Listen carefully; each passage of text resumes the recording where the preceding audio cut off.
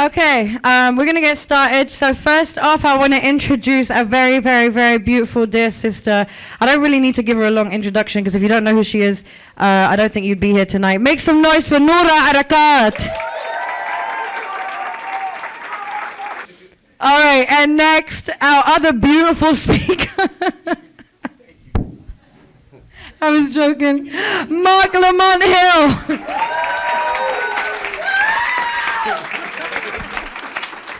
So we're going to let them lead this this opener and lead the discussion, and then we'll come in and ask you some really difficult questions. Yes.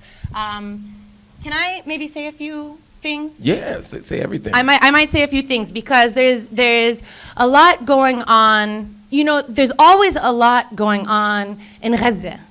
There's always a lot going on in this 365 square kilometer coastal enclave between Egypt and the Mediterranean Sea that has been a site of occupation from Napoleonic times, because it's a significant port, even before then. But it's a significant port and a place of exchange. So this has been coveted land. This is not the first time that it's been desired and fought over. And yet, every time it's reproduced in the media, we don't understand anything about Gaza. To the contrary, if anything, Gaza has become synonymous with Hamas, and Hamas has been made synonymous with criminal violence, right? And so forget the levels that we're missing in the process of understanding what Gaza is. Who are Palestinians there? They're not Gazans, they're Palestinians. To even call them Gazans is to participate in this very violent bifurcation, a fragmentation of the Palestinian people, which is not secondary. It's actually the point.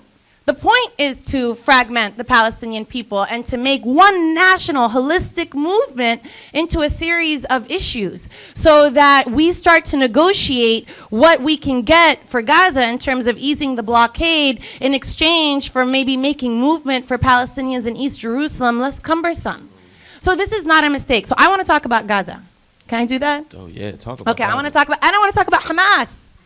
Hamas. You know, and I say this, and I know I'm being flippant, but there's actually fear around saying it. If I'm on the phone, or if I'm, and I say it, people are, now, because it's a word, and you know how surveillance works. We have Mariam Shamshidi in the room, legal scholar, can tell us how surveillance works. We're all being listened to all the time, but there are certain words that we say in our interactions or that we type up that you can pull out, right? So data mining works in that way. So it is a legitimate fear to say Hamas on the phone. But I feel like because of that, we actually aren't talking about it. So that's what I want to talk about. Today is 58 weeks. 58 weeks of weekly protests of the Gaza Great March of Return, which began on March 30th, 2018, in order to commemorate and to protest, and to commemorate Land Day, and to protest dispossession, to end the blockade, and for freedom, okay? In those 58 days, we have seen something like 270 Palestinians be killed. And I hate to say those numbers as just casualty numbers because it becomes dehumanizing, so that if only one person dies, somehow that's not just as tragic. It's just as tragic. Today, Abdel Ala, I think his name is 24 years old, was killed. 24 years old was killed. This past week, about 29 Palestinians were killed, including Palestine Abu Arrar, a 37-year-old pregnant woman. And in her lap, when she was killed, she was carrying Siba Abu Arrar, a 1-year-old child. They were in their home, and they were killed sitting in their home, doing nothing. Shrapnel entered the home and killed them both. And yet, even in that moment, first of all, we should be very clear. There is nowhere safe in Gaza, all right? But even in that moment, they were blamed for their own deaths. Now there's talk about whether or not the shrapnel came from Islamic Jihad. Forget the fact that there's empirical evidence that shows us that Israel actually targeted 130 residential buildings, as well as multiple elementary schools, and yet there's still question about what shrapnel might have hit the home. Okay, that's ignoring the empirical evidence of what happened before March 30th. Before March 30th, the Israeli Army Chief General, Gadi Askanot, told a watching world without any shame. He said, they knew that the marches were going to happen, and he said literally, we will use excessive force. Okay? So was telling the world before there was a threat, before we knew what Palestinians were doing, before we knew what kind of convergence would happen, that we're about to go in and use excessive force. And in the language of law, in international law, excessive force is a war crime. You are supposed to use proportionate force to the threat that you are faced with in order to achieve a military advantage.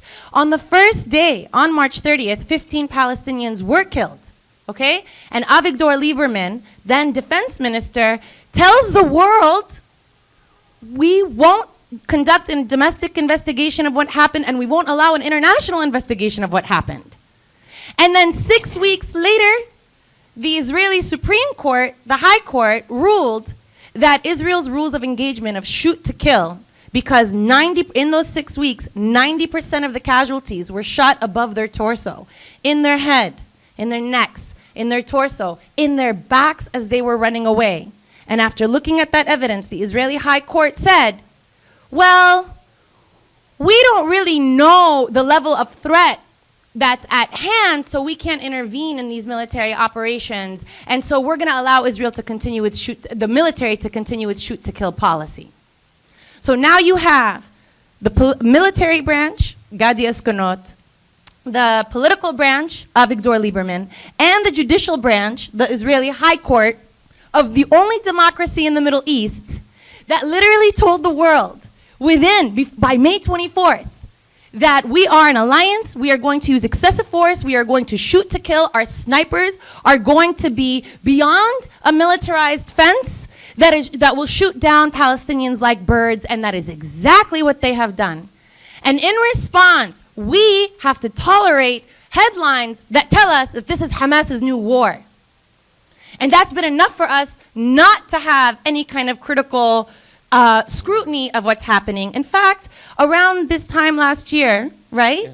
The headlines in the Washington Post literally said Hamas's new war.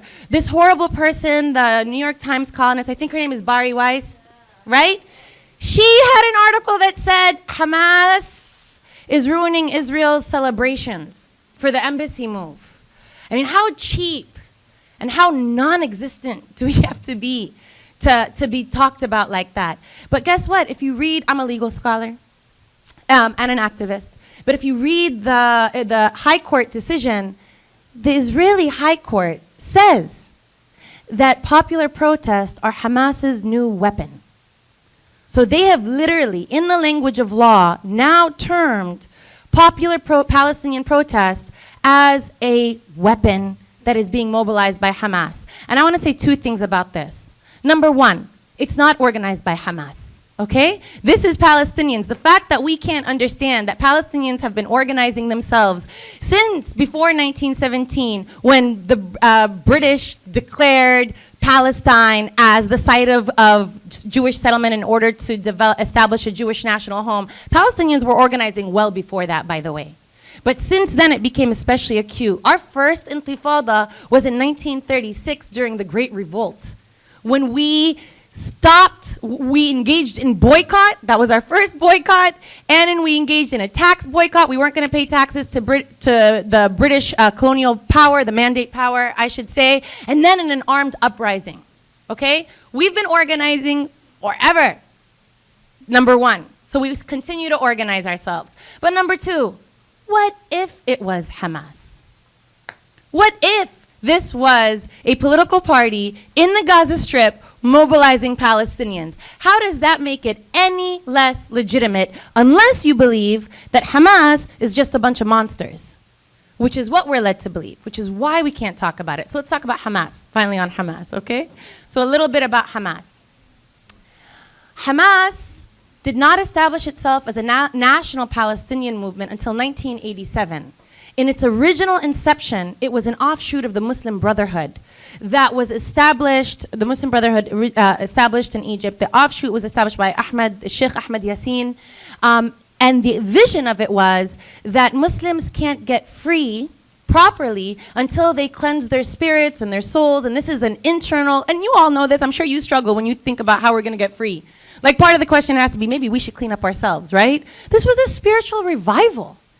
But when other organizations, including Fatah, including the PFLP, including the DFLP, including Al-Sa'iqa, and other military political groups used arms against Israel, it pressured this grouping to organize itself as a nationalist movement. And in 1987, in the midst of the first Palestinian, what's known as the first Palestinian Intifada, in December 1987, Hamas announces itself as Haraq al-Muqawama al-Islamiyya. But it had been in existence since at least 1946. And that is when they captured 2 Israeli soldiers and killed them. Which, by the way, if we are going to talk about law, is totally legitimate act of war. Okay? And if we recognize Hamas as the representative of an embryonic or a nascent sovereign that will govern themselves, they have the right to use that force, and it's regulated since 1977 by something known as the First Additional Protocols. We have laws of war that anticipate this because during the 1970s and the apex of Black Palestinian solidarity, okay, everybody was fighting this war. Everybody. From Namibia to South Africa to, I'm going to forget names, to Angola, to Mozambique, okay? We're talking about New Guinea. Everybody was up in arms. And these movements, together with the PLO, legislate new laws of war to transform what is delegitimized as criminal violence into an act of war that basically becomes regulated by international law. This has been settled. Israel and the US never ratified that treaty. And they have been able now, in the context when there isn't an international uprising and national liberation warfare across the globe seeking independence from colonial domination, they have been able to isolate Palestinians and make them seem out of time, out of history. Somehow that this is just a bunch of Jew-hating Palestinians who are just there for the lust of blood and want to hurt Jewish people and not continuing a freedom struggle. So that's number one. But number two, think about, that's just about the laws of war and what Hamas can do. They're established in 1987. But the other thing is, Israel wants us to believe that they have been responding to Gaza in the way that they have because of rockets and because of suicide bombers. Except the first suicide bomber didn't blow himself up until 1994. And Hamas didn't launch its first rocket until 2001. So the only way you can believe this narrative is if you don't read. Okay? That's it. That's it. And so I encourage, that's why educators, we encourage literacy. But the other really important point is here that Israel occupied Gaza in 1956 the first time. It occupied Gaza in 1956 for the first time when the French and the British also occupied the Suez Canal. And it was an American president at the time, an American administration that forced them back. They had their eye on Gaza. They coveted it. And in 1967, they occupied again. Gaza is a rich, beautiful place with one of the most beautiful Mediterranean coasts. I encourage everybody to visit, everyone to visit. But of course, it's just as difficult to get in as it is to get out, right? But in 1993, as Israel was preparing for peace with Palestinians, that's when they placed their first fence around Gaza. Not in 2006, when Hamas overthrew, 2007, when Hamas overthrew Fatah in the preemptive coup. In 1993, before any of that happened. Again, you can't believe any of this unless you don't read. So what is this really about then? What is this really about? Mostly, it's about delegitimizing our protest. We are not allowed to protest. If we bring lawsuits, it's lawfare. If we boycott, it's anti-Semitic. If we take up arms, it's terrorism. If we protest, we're not suitable partners for peace. If we organize the largest mass convergence in recent history, it's Hamas's new weapon. So really what we're being told is surrender and die. That's it. And I just want to highlight the significance of that, because that is the body of work that Nancy Mansour and these wonderful organizers have been uplifting, which is our existence. Our resistance is our existence. Okay? We don't exist if we don't resist. We're nobody. We're nobody. We would die. So this is exactly what the work is about, and it's not just us. It's not just us. We have seen this over and over again. The AIM movement, the American Indian movement, was founded in 1968. In 1973, Russell Means, Dennis Banks, God rest their souls, took over occupied Wounded Knee for 71 days. For 71 days, and then they were run off like fugitives, as if they were the criminals. And then Leonard Peltier, after 2 federal officers were killed in 1975, is still serving a life sentence. Is still serving a life sentence, and we don't even know that it was him. And even if it was, guess what? Native people, indigenous populations are sovereign too. Okay? They're sovereign too. And that's another discussion about their right to arms and their peace treaties and whether or not those treaties have ever been honored. But even think about now the black radical movement. The FBI's counterintelligence program, the COINTELPRO, executing Fred Hampton in his bed next to his pregnant girlfriend in the middle of the night in Chicago. That's extrajudicial assassination.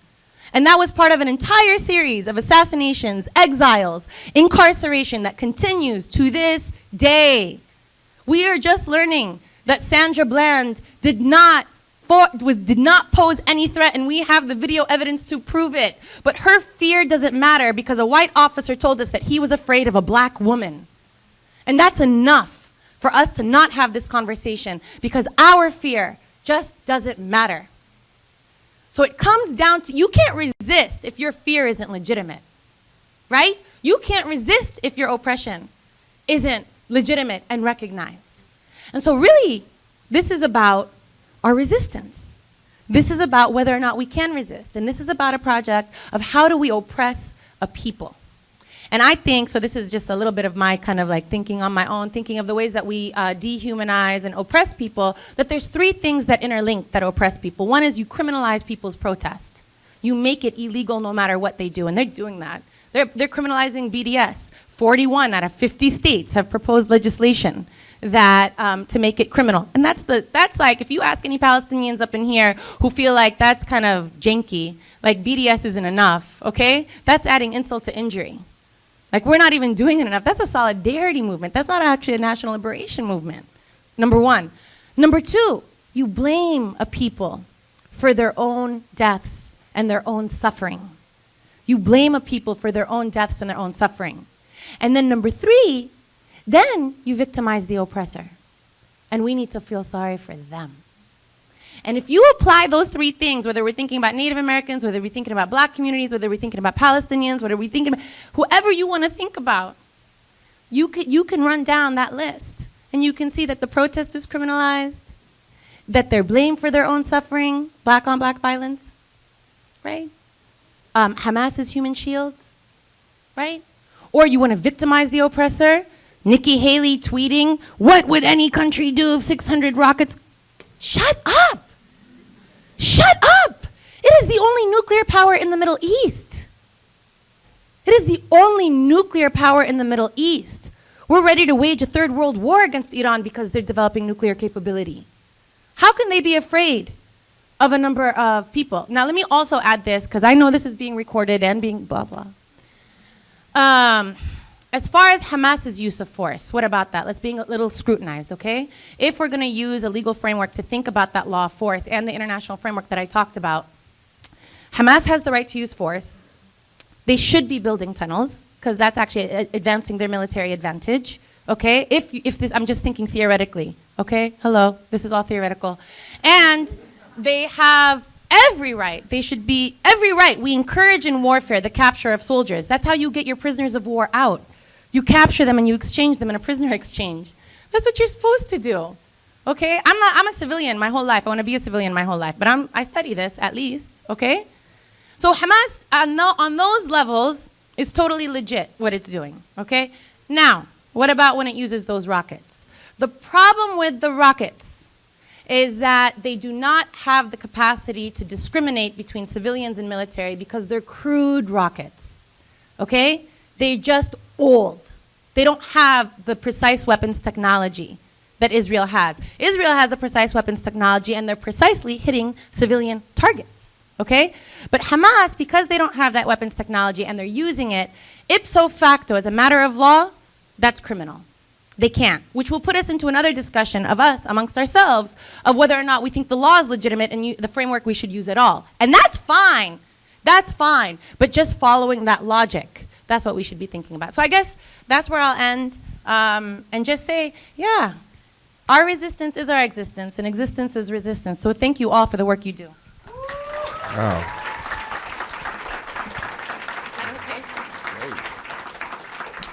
You're so smart. I read. That she does. No, it's really. I learn so much whenever you talk. I think we all will probably agree with that. It's overwhelming and wonderful how you're linking these things together. I want to ask you something. Well, let me. I'll say a couple of things and then because you've got my mind turning in all these ways. About thinking about sort of the framing of arguments and the framing of what's possible and the limitations that are placed upon any resistance movement by virtue of the things you just laid out, right? Your resistance gets criminalized, your identity gets criminalized, you get dehumanized, you get erased, and the oppressor gets positioned in such a way that only their humanity is understandable. I come at this not as a Palestinian, but as someone steeped in the black radical tradition who's trying to make sense of what a liberatory framework would be and what a liberatory vision of the world might be. And we spend a lot of time talking and wrestling with that because sometimes it's hard to imagine new possibilities if you're locked into the same framework. And so this is part of where I want to really have a conversation with you about this point. And I'll circle back to it maybe at the end so we can engage about it. I came to this work as part of, initially as someone who, as a teenager, was very much interested in the intersections between black or African identities writ large and Arab identities. I was very much interested. I converted when I was 16 to Islam. I was fascinated by the Ansar Allah movement here in Brooklyn.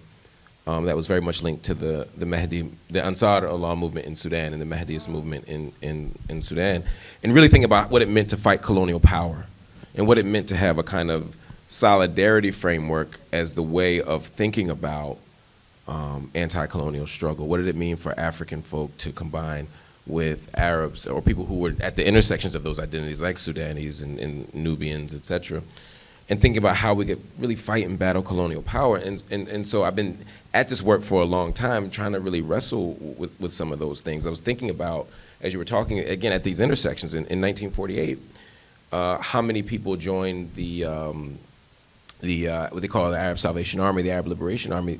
Some were not in Syria, what would become, Lebanon or Syria or Transjordan or Jordan. Some were in Nigeria, some were in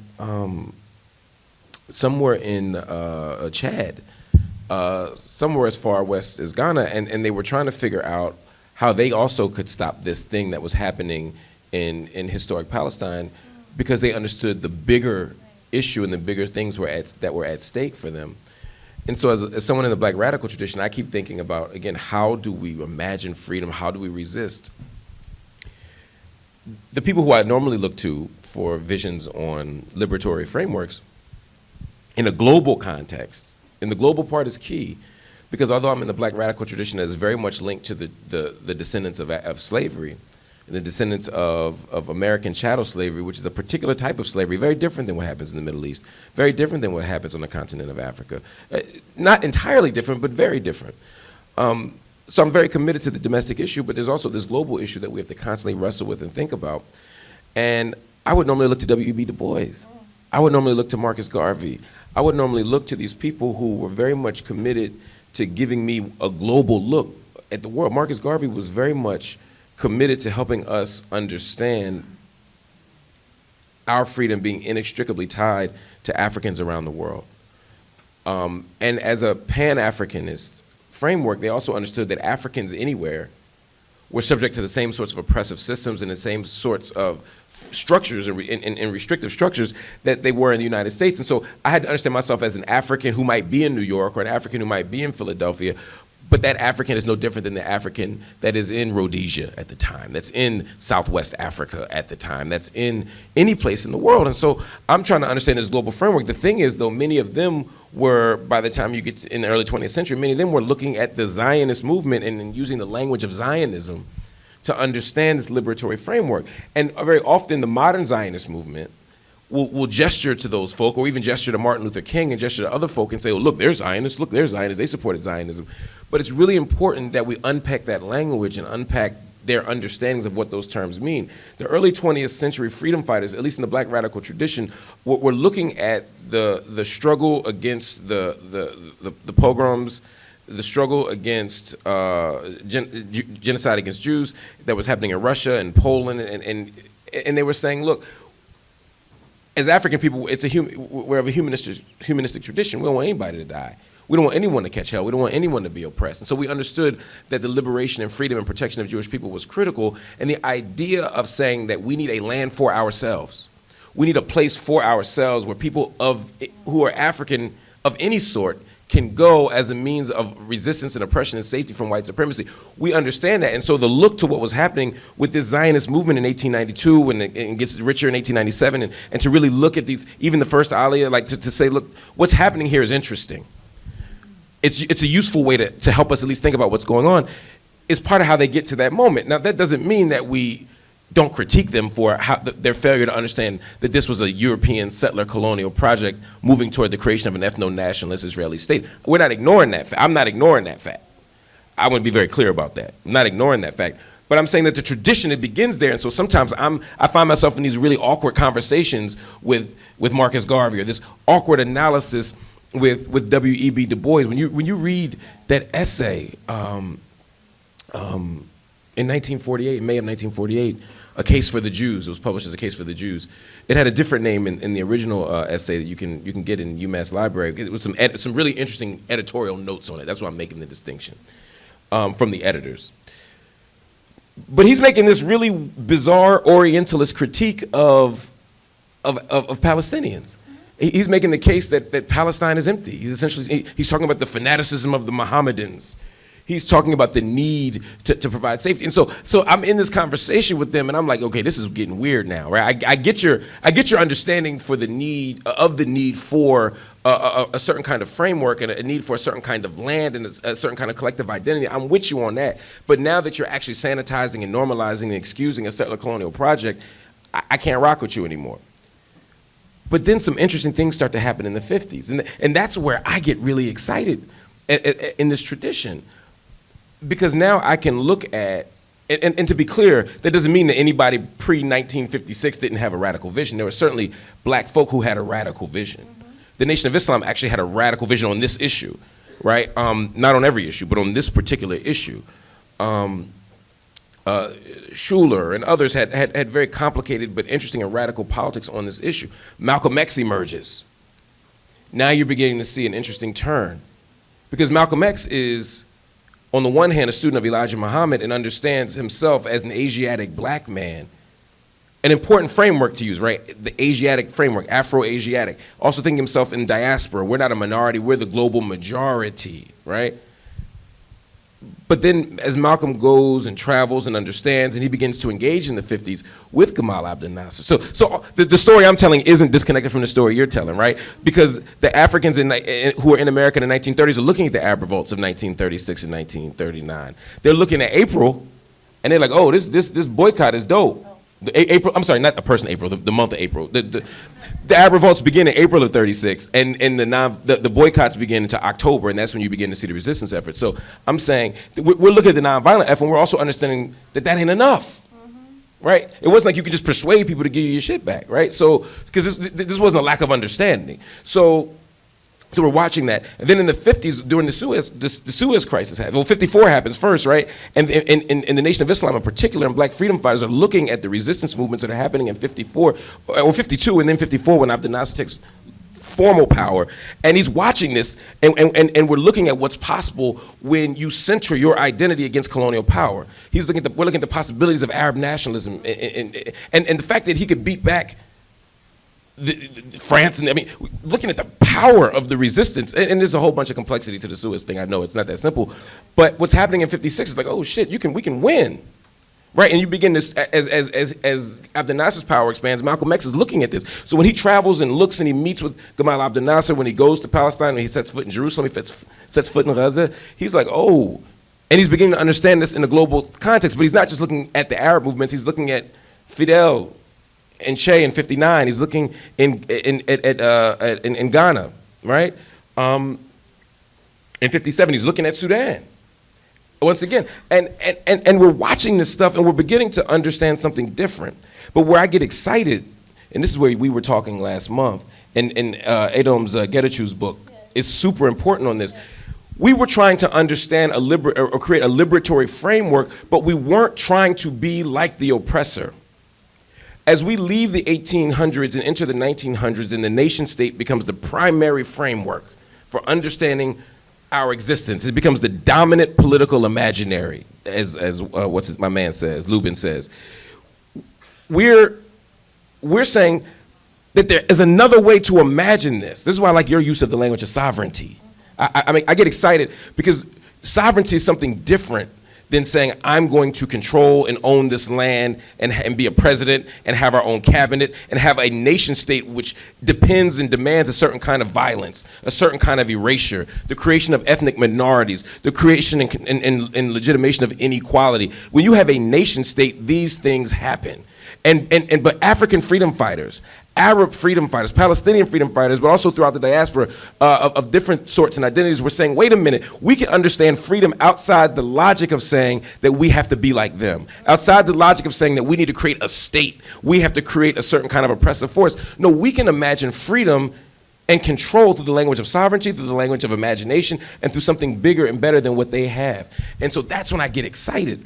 Sometimes I get dejected, though, because I say, well, how do we go from that moment to a moment now where sometimes our only litmus test for liberation is whether we have the same power to oppress or the same power to limit as other folk. Freire in Pedagogy of the Oppressed talks about the idea that at this junction in history, he's talking about the 70s, and he's talking about Brazil, but the point is still the same, that at this junction in history, to be is to be like, and to be like is to be like the oppressor. So he's saying that our very understanding of ourself, the human subject is constituted through the language of the oppressor and through the logic and framework and imagination of the oppressor. We have to be able to imagine other selves. Part of what I am excited about with Existence is Resistance, with Dream Defenders, and with many of the other organizations, is that they're going back to those moments. They're going back to SNCC in '67, after the '67 war. They're going back to Ethel Minor. Important that we mention Ethel Minor, black woman who wrote SNCC's newsletter. We often erase black women out of these conversations around liberation. We have to be able to say, they're going back to Malcolm. They're going back to Malcolm's essay on Zionist logic. They're going back to these conversations that were happening in the '70s. They're going back to the old Andrew Young, the first Jesse Jackson. They're going back to these moments where folk were having conversations with the PLO. We're building these relationships between South Africa and the PLO, which is super important too. And I'll return to that, and then I promise I'll stop. There's this no, because I want to talk to you. I want to learn some more. There's these interesting moments that these new organizations are going back to that have me excited again. Like, wait a minute, we can imagine new kinds of frameworks, new types of challenges. When I left the UN in December and all the drama happened, one of the things that people from the ADOS movement, the American Descendants of Slavery movement, said is, why would you go to the UN in the first place? But they weren't making critique. They weren't even making a critique of like the futility of the UN with regard to protecting human rights, or they weren't dismantling the logic of the juridical framework, of the legal framework for adjudicating competing claims about sovereignty. I could rock with that. You know what I mean? They were saying, why didn't you talk about black people there? Right. See. Yeah. And I was like, well, I mean, I would have loved to have. It was the International Day of Solidarity with the Palestinian people, you know. It wasn't like open mic night. Like, I couldn't just like go and like talk about what I wanted to. So, but for them it was, but for many people it was a question of us or them. Because we begin to be locked into these, not just national boundaries and these American identities that really lose sight of the way that the oppressive forces, capitalism, white supremacy, transphobia, et cetera, they don't stop at nation state borders. We don't have the luxury of being that parochial. It's intellectually limited, but it's also politically short-sighted. And so I'm like, well, no, let's not do that. Let's not use slavery as the only mechanism and framework for understanding our existence. Let's understand ourselves through that lens as African people in America, but let's also look at this through a global and international lens. And that creates some interesting moments of possibility. What does that look like, though, against the backdrop of these tensions and these contradictions? The other thing is, how do you in a black radical tradition stand with Palestinian folk when there's so much anti-black racism? When there's so much white supremacy within the Arab diaspora, right? How do you, I had a friend in Jordan send me, she was so excited to get this doll. It was like a, what would you call it? Yeah, it was like a baby with like these big pink lips and this like super pink lips, and it was like black as coal. It was basically like a 20th century Jim Crow era mammy kind of doll. And she's in Jordan, like, look, you can't wait to see this gift I got, you know, and she showed it to me on the Skype, and I was just like, oh shit, like, I just texted it to Noura, like, you know, and she's like, I'm so sorry. This was Sunday. So, like, this is what I'm saying. So there's a way that, like, those moments, you be like, you had that moment, you're like, then I gotta go help fight with y'all too, right? You know, so there are these tensions, and it goes both ways, right? There are all kinds of tensions and things we have to work through on both sides, with xenophobia, Islamophobia, all kinds of stuff, right? And so it raises, again, a question about what the liberatory vision is. Yeah. Can we fight together on this front against colonial power and against the settler colonial presence without keeping track of these other things? Right. And how do we keep track of those things simultaneously? And should one be the litmus test for the other? Like, do I say, well, I can't fight with you until y'all stop being racist, right? Do I say I can't fight with you or my people or anyone else until you stop being misogynist? Right, exactly. Yeah. I mean, it's a legitimate question. No, it's real. That's the questions we ask ourselves. Right, and so, and we've learned many lessons in history in the 20th century and before that by saying, look, when we say, well, look, we'll work this race thing out, and then when we're done, we'll get to the gender. When everybody's free, then we'll get to gender. It doesn't work that way. It can't work that way. It has to be simultaneous, but oftentimes when we're working together in these coalitions, our solidarity politics almost demands that we focus on one thing versus the other, and that produces these really rough tensions, and I'm not sure how to resolve them. You're going to answer. That's what I'm asking you, because you know these things. But I'm trying to work through this stuff and help us think through how we can work together, build a solidarity politics, imagine a different political future that doesn't rest upon the current oppressive frameworks, and allow us to keep track of each of our respective contradictions. Beautiful, beautiful. I'm not gonna answer your question. I know you're not. Mike's looking at me like I have the answer. I don't know. That's why we think together, though, right? So I do have a few thoughts. Yes. That I want to share with you all. I do have a few thoughts I want to share with you all. And the first one is to just acknowledge the complexity of who we are and to like break down. So you've got a beautiful t-shirt on. Marc is like the t-shirt king, right? Like every time he posts something, everybody talks about what he's wearing. And tonight he has a t-shirt that says solidarity is a verb. It is the action that we do. It is not a program of positionality. I am not in solidarity with black people because I am Palestinians and they are black, okay? Frankly, that doesn't work out because I'm not even in solidarity with many Palestinians based on how they think. So just to break down this first thing of how do we keep account as we move forward, let us be clear that when we talk about black Palestinian solidarity in particular here, right? When we talk about that solidarity, we're not talking about two groups who are aligning because of their positions. We're talking about movements of people who happen to be Palestinian and happen to be black who share a political vision. That is what aligns them. not their identity. This is not an identity politics movement, in my opinion, and it shouldn't be, and it wasn't historically. So even the examples that you mentioned, these are fractures within the black movement that exist and that persist. Black is not homogenous. Not all black people care, frankly, have the same vision of liberation for black people, right? They differ. Not all Palestinians, come on, I know there's a lot in here. We understand that not all Palestinians have the same vision for liberation for ourselves. Some Palestinians who did prevail in 1993 had a very neoliberal vision of our liberation. It was a capitalist vision that we just need a territory so that we can control the borders and be able to control the market and our labor. Right, right. Okay? That's a great example. So these are Palestinians who also differed, and it was betrayal. So the thing that we miss about Oslo, come to the panel tomorrow if you're interested. I'll be on a panel with Ibrahim Shikaki and Huwaida Arraf. This is a Oslo and a panel? sister over here. Your name? Lena, who's moderating. Okay, we're going to have this conversation tomorrow. Oslo was a betrayal internally with the Palestinian movement. And it's a betrayal that happens in 1993, but the seed for that betrayal and that split starts in 1973, in the aftermath of the October 1973 war. And that split within the Palestinian movement between a radical vision, right, the Palestinian radical tradition, and the Palestinian statist approach is one that very much mirrors the split in the black movement, black liberation movement, between a statist approach where Andrew Young and Jesse Jackson and maybe I wouldn't put him in that category. I think this is before his time. So this is like, yeah.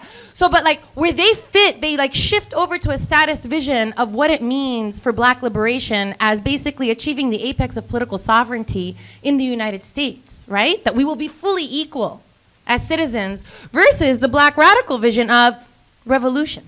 Because even if we were equal in the United States, we remain junior partners in empire in the rest of the world that is subjugating the rest of the world.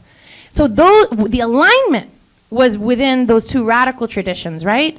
So that's just one thing to say that we've always been complicated. We continue to be complicated. Who's in this space? Who's in this space? Literally, who's in this space and who's not in this space? Like I was joking last week. There was an Arab American gala, and I support that work. Okay, just to be honest, I'm like complicated and complex, and I think we need to be doing everything.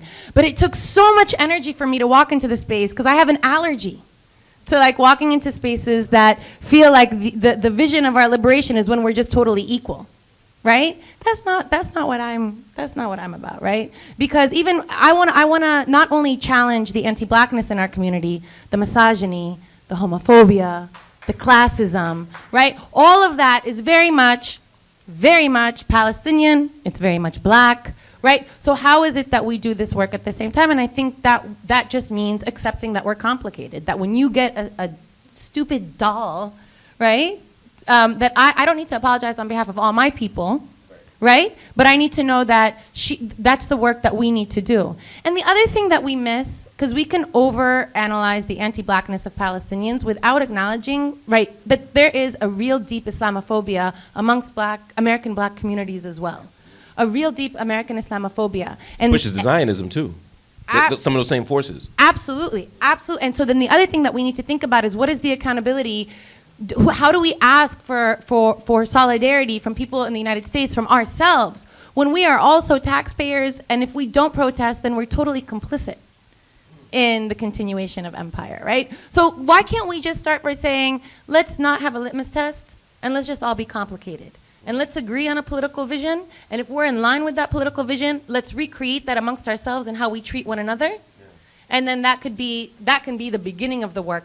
The last thing I wanted to say was about what Marc was talking about, which is the bigger conversation, and it's like, it is Adam Gotochu's book, it is what I'm trying to broach in my project, and what I think Marc and I are trying to do also in our work, which is what is the horizon beyond the state? We live in the present, so for us, freedom looks like, the concept of the state, which is only about 200 years old. So what is it if it's not the state? And that question leads me to the same questions that people ask, well, what, abolitionists, right? We were talking about this, like, what does abolition have to do with it? Right, the moment that you start talking about prison abolition, people want to ask you, well, what's the alternative? How else can we cage them? You know what I mean? Do we put them in soft rooms? Is it just nicer? So when the same questions arise when we start thinking about what beyond the state, people want to know, well, what else beyond the state? Like, what do you replace the state with? It's not about replacing a structure with the other structure. That is circular and self-defeating, all right? It is about how we approach. It's about what I'm describing as a politics of participation and non-participation. Okay, and in terms of a politics of participation, let me just apply this to abolition real quick here. It's not about necessarily what do we replace the prison with. It's about how do we protest city council so that the budget is overwhelmingly supporting schools and improving schools. If it's overwhelmingly increasing aid to teachers, pay for teachers, access for students, right? It looks like actual rehabilitation programs. Our prisons, okay, our entire penal system in the United States, there is no debate. It is a program of punishment, okay? Right. It is a program of punishment. And so what is it that we do beforehand in order to reduce that punishment? Why don't we build more mental health institutions rather than use our prisons as the site of caring for our mentally ill, right? Or containing them. Or containing, Right. whatever it is, how is it that we start to approach the world differently so that instead of asking how do we replace the prison with another, cage, we start to ask what do we do beforehand so that the prison, in the words of the Dr. Angela Davis, just becomes obsolete. Right? And so we got to ask the same questions about, liberation in Palestine too. What can Palestinians do that not only save themselves from Zionist domination and colonialism, but is able to offer an answer, that also answers questions for the rest of the world?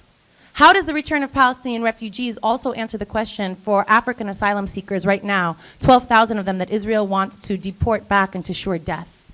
Right? How do Palestinians start to ask that question?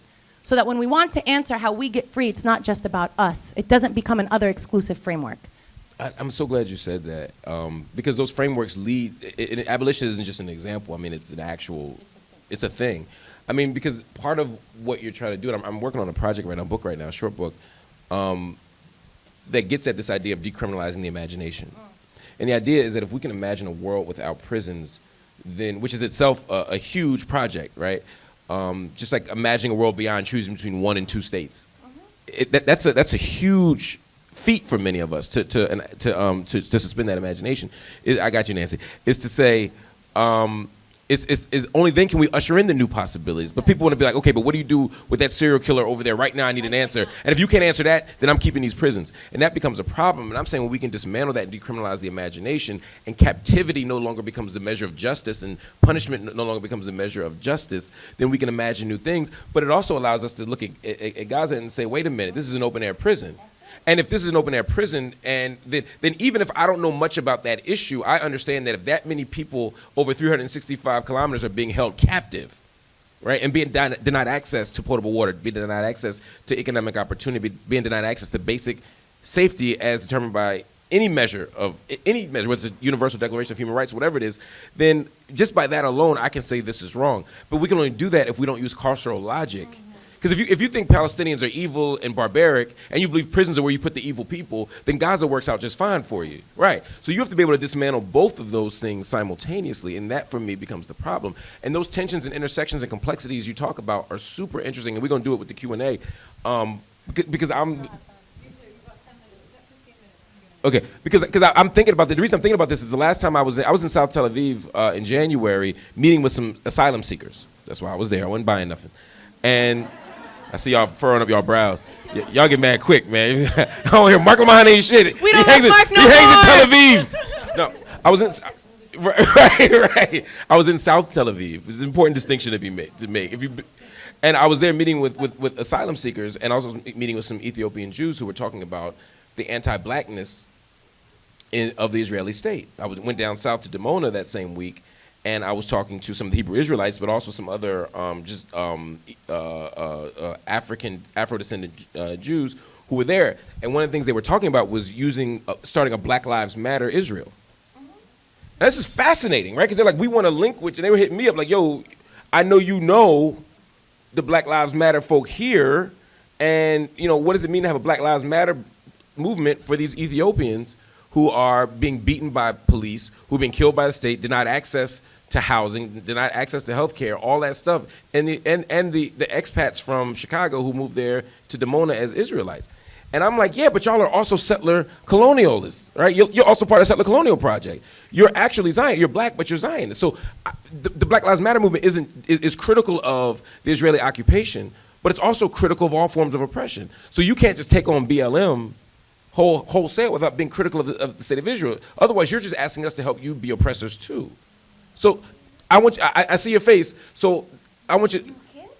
I know, right? I can see behind your face and know what you're thinking. And I know it's complicated. And I guess what I'm saying is that was when it made me uncomfortable. Because on the one hand, I'm committed to fighting with them against a white supremacist state of any sort. And at the same time, if you're not willing to let go of this whole chosen people argument for marginalizing Palestinians, if you're not willing to even be critical of the Israeli state in these other levels, how do I deal with that? Can you just answer that real quick? Y'all want to see what was in the back of my It's her, head? not me. I'm not going to answer nothing, but just in the back of my head. So one thing is, I identify as a settler here. Like some would complicate that. There's a lot of settler colonial literature on this, and different scholars have different ways, and they would actually say that I'm an arrivant, not a settler, because I didn't have the intent to settle. But how does that intent, why does that intent, transfer from white people down as if you inherit it, but it doesn't transfer from, people of color down, depending on how we come, right? And many people have become white in this country and weren't white, because white as a racial category is a social construction. So there are Irish whites who were black, right? Jews were not white. They have become white. And we will see that category expand of who actually buys into whiteness and who doesn't, which is why anti-blackness amongst the Palestinian community is so real, because many Palestinians aspire to whiteness and aspire to the promise of becoming white here, okay? So that's why I just want to say I identify as a settler, because no matter how you cut it, I am under U.S. sovereignty and not native sovereignty. And so somehow I'm displacing. So I'm just more critical. But I love the fact that you're bringing up, but yes, these are settlers in Dimona. They are, just as I'm a settler here. So it just, for me, it matters, how do you struggle? And what's so interesting, and you already know this because you shouted out Lubin, the Middle Eastern Jews within Israel have historically been like Israel is a white supremacist project. From its inception, it was a project among, no, I'm not saying that to be cool. I'm saying that to let you know that Jews in Europe were excluded from whiteness in Europe. Were excluded from citizenship. That's how they were, mass murdered, because they didn't have any claims to citizenship. All right? Jews were emancipated at some point. Their vision of liberation was that they needed to become white. And to become white, you need to become European. And to become European, you need to have your own state. So in the inception of it, the project was white supremacist. And that is why they sanitized Middle Eastern Jews, okay? Meaning that they literally, some sterilized them.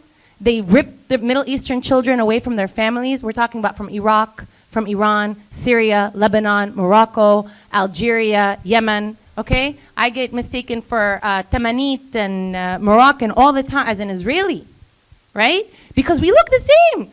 So how are you going to tell the difference? But they were placed on the borders in order to be the cannon fodder, and where there was actually war fighting. I mean, this was the founders, the leaders of Israel, wanted to make sure that there was no miscegenation between the European Jews and the Middle Eastern Jews, so as not to contaminate the white race.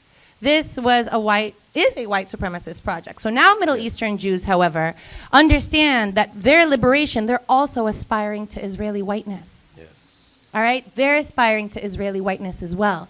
How do we break that consciousness and provide and offer something that is more radical in vision? And that's why I shouted out Lubin, because it was these Middle Easterners who started their own Black Panther Party. Yeah. They started their own Black Panther Party in the 1970s. And there was a moment, what happens when Middle Eastern and African Jews align with Palestinians? What new possibilities are opened up then? See, that's why I'm excited about that, because when those people did it, they were resisting an empire. Absolutely. My concern is that some of these folk in South Tel Aviv, they're saying we want the benefits of that tradition, but we don't want to let go of empire. Which is the same contradictions we have here, right? Maybe. Fair point. Anyway, it's just, I think, but also now let's go to Palestinians and how open are we to this, right? And even, and I've started to ask these questions, like the Joint List and Ayman Audeh, like when is it that we are actually going to start new coalitions that open up our imagination, that this is not just about Palestinian versus Israeli. Yeah. That this is a struggle against white supremacy. So what are those possibilities when we transform this into an anti-racist struggle, into an anti-imperialist struggle, and not just an anti-Zionist struggle? Word. Q&A. Q&A. That's so bizarre. Super bizarre. I mean, it's an interesting moment. Yeah. And it's one of the things I was thinking about too, sort of. The modern university itself is so technocratic and neoliberal itself. And it operates like a multinational corporation. And often what prevails is not the best idea or a commitment to ideas, but simply what's good for business. And there are ways that the university co-opts the discourse of radicalism. They love having the workshops, they love the speakers, they love making money off of it, they love having certain professors there so that people will come and pay tuition, but they also don't want any of the burden or ethical or moral responsibility that comes with that work. And so they will marginalize you and silence you and erase you, and they will hire faculty who are either afraid to engage in these conversations because they see what happens when you do stand up, they watch what happens to an Angela Davis, they look at what happens to a Steven Salata, and they say, wait a minute, what's going on here? Or there are people, or they hire people who themselves become so technocratic in their thinking that they actually advance the work of the institution. It's sort of like Carter G. Woodson was talking about, right? You know, that the process of miseducation plays out in such a way that these faculty members will do the work of racism. They'll do the work of white supremacy. Woodson said, Harvard ruined more Negroes than cheap whiskey. You know, it's like there's a way that the institution can, the way the institution can do this to you. There's some parallel in your two questions in the sense that I think there's also the assumption that people operate in good faith. Oh yeah. And they don't. A lot of people don't operate in good faith. So to some extent, I wouldn't spend too much time trying to be understood by people who are committed to misunderstanding me.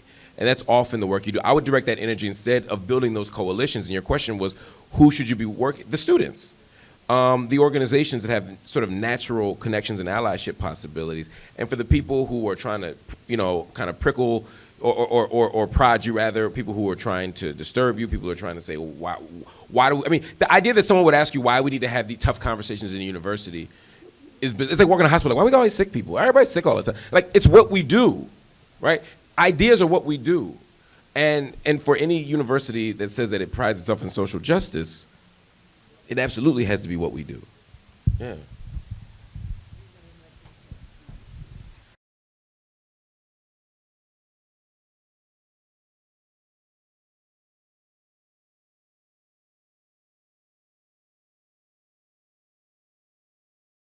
الصورة حلوة والخلفية مدمرة صرنا بدنا فيزا احنا مشان ندخل وطننا شكل الشعب اللي هون انتهى بالثورة نسيوا العراق ونسيوا شتيلة وصبرة وانا رافض انسان المستوى عادي والمتوفر بعمل بفضل ظروف وانسان عاري فليش ما انتمي لثورة حرة فيها صاحب العمل والاجير بنفس المستوى ولك رصاصة خليك هادي ولك كيف اسرائيل شعبه كله جيش احتياطي